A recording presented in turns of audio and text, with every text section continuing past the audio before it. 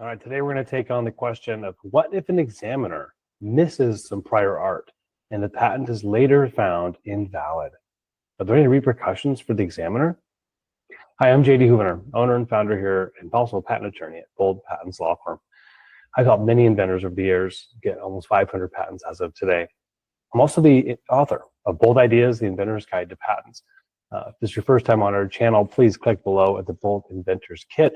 You get a copy of my whole book, as well as a lot of our literature to help inventors get started. Let's dig into this. And so the question here is pretty specific about, hey, maybe a patent went through, the examiner looked at it, did their research, did their examination, and approved it to go to issue.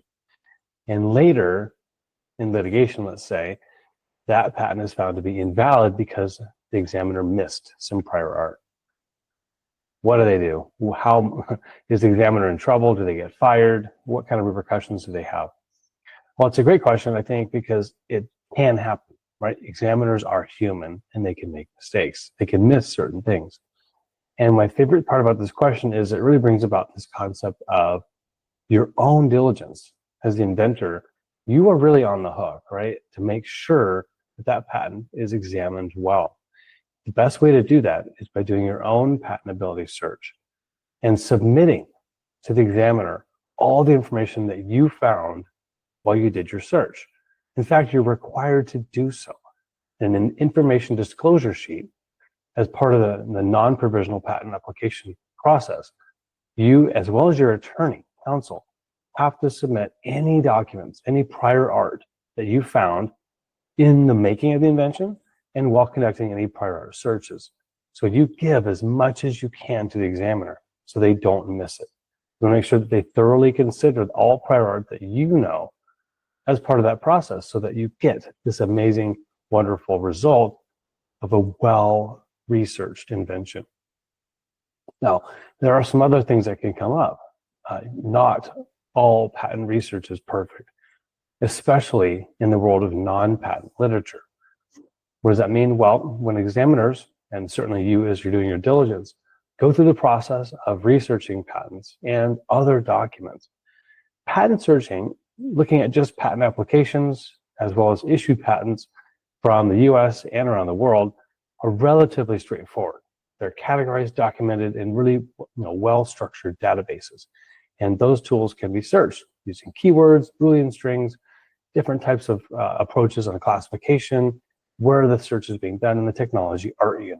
So examiners have a really good grasp of where to go find patent documents and the research to do to see whether what you've invented is novel and non-obvious. The more difficult stuff is the non-patent literature. That's basically everything else that has ever been done in the world outside of the patent office. So just individuals, researchers, other people in the industry that are just out there selling products, out there making innovations without getting a patent. Even those can prevent you from getting a patent. And so examiners have to perform the non-patent literature research aspect. This is an area that is really quite loose and is very hard to sort of provide a rigid structure for their approach to searching. And that's generally where some of these prior art can pop up later in later litigation. And some of this can happen, let's say, if you have a patent portfolio that develops and you spot an infringer, if it's a big company with deep pockets, they will likely, if it's a big case, instead of taking a hit in court or settling for a large amount of money, they'll do some heavy research first and say, hey, let's go look really hard to go see if the examiner might have missed something. And they'll go uncover everything. They'll look at all the different, physical bookstores, or they'll look at anything that might be difficult or challenging to find and try to bring it to the USPTO's attention to show that the patent should be invalidated. So that's generally the approach. It's one of those cases that it's human error perhaps, or limitation on the technology, and that is unlikely to really come back as discipline for the examiner. The only cases where the examiner is going to probably face some discipline or even be fired is if they were willful, right? They knew of the prior art piece, and for some maybe financial gain or misuse or misconduct decided to overlook it. Now that's obviously an issue that needs to be corrected. And it's unlikely that would happen because they would be risking their own livelihood, their own job in doing so. But yeah, other than negligence or really being a bad actor, they're likely never going to face an issue where they're going to be challenged about their job. It could be that if this happens again and again, maybe their performance review will go down and they're likely not to get a raise.